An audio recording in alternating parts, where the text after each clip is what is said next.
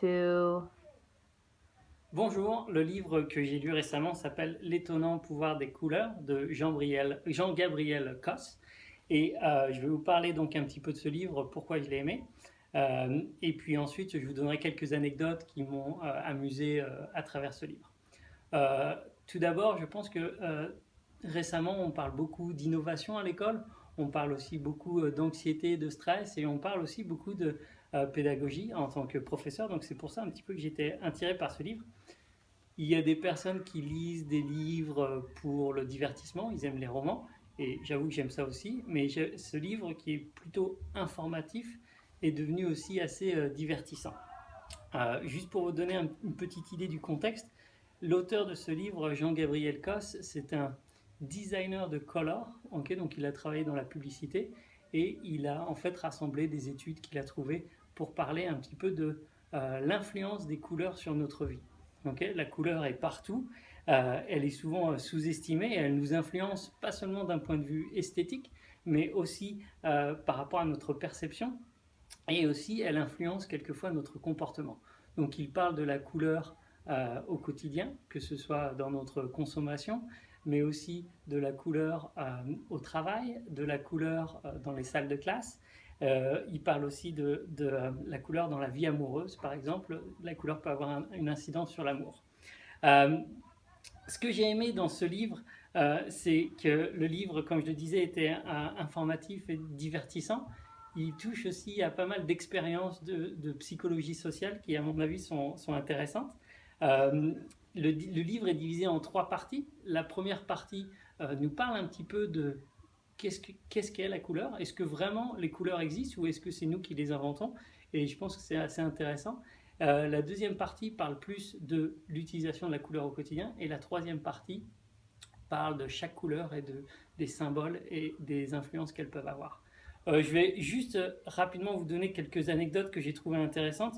Par exemple, dans notre perception de la couleur, si on pense à la vitamine C, souvent on associe la vitamine C au orange. Okay, et ce qui est amusant, c'est que par exemple, un fruit comme le kiwi a beaucoup plus de vitamine C qu'une orange, par exemple. Okay, et si on donnait à un patient une petite gélule verte de vitamine C, il aurait l'impression que cette gélule va avoir moins d'incidence sur son comportement. Donc, c'est pour cette raison que les gélules vont être oranges, parce que psychologiquement, il y aura un effet placebo sur ces gélules. Et il donne beaucoup d'exemples comme ça, comme par exemple l'influence du rouge. Le rouge, quand on porte du rouge, c'est une couleur qui nous rend plus fort. Si on est un leader ou si on veut apparaître comme un leader, on va porter du rouge. C'est aussi pour ça que peut-être la plupart des équipes de football d'Angleterre, comme Manchester United, comme Arsenal, portent du rouge. C'est apparemment le rouge nous rend 12,5% plus fort quand on en porte. C'est assez intéressant. De la même manière, la lessive, qui était traditionnellement blanche, maintenant elle a souvent des petites paillettes rouges ou des petites paillettes bleues. Pourquoi? Parce que on a Procter Gamble, un groupe américain qui fait beaucoup de recherches sur les couleurs et sur leur incidence sur leur marque, a démontré que en introduisant du bleu dans la lessive, les gens ont l'impression que leur lessive est plus fraîche et qu'elle lave mieux le linge. Donc c'est pour ça que maintenant souvent les lessives ont des petites paillettes bleues. Aussi quelquefois des petites couleurs rouges parce que le rouge est symbolisme d'efficacité. Okay, donc il donne beaucoup d'anecdotes comme ça, je pourrais encore vous en donner beaucoup, mais je voudrais revenir plus particulièrement sur des anecdotes en relation avec l'école puisqu'on est à CDNS.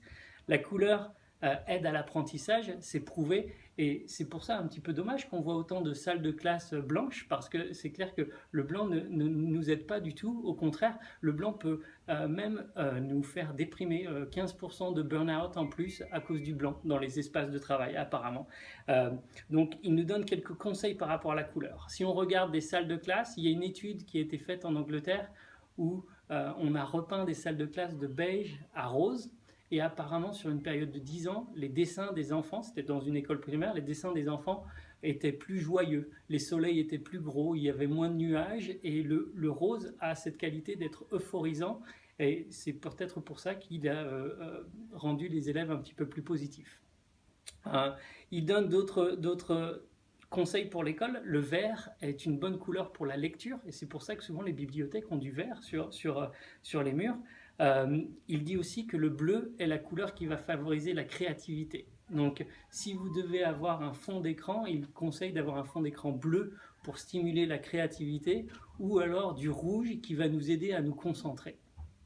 Dans les salles de classe, ça peut être important à prendre en considération. La couleur aussi, elle aide à apprendre. Si on utilise des surligneurs, des stabilos, ça peut nous aider à retenir des informations, mais aussi ça peut nous aider à les comprendre. Et ça a été prouvé à travers beaucoup d'études. Aussi, la lecture est plus facile, l'apprentissage de la lecture est plus rapide grâce aux couleurs. Les mathématiques aussi, associer des couleurs aux chiffres, ça permet aux élèves d'école primaire d'apprendre plus vite. Donc, vraiment une mine d'informations dans ce livre que je recommande chaudement.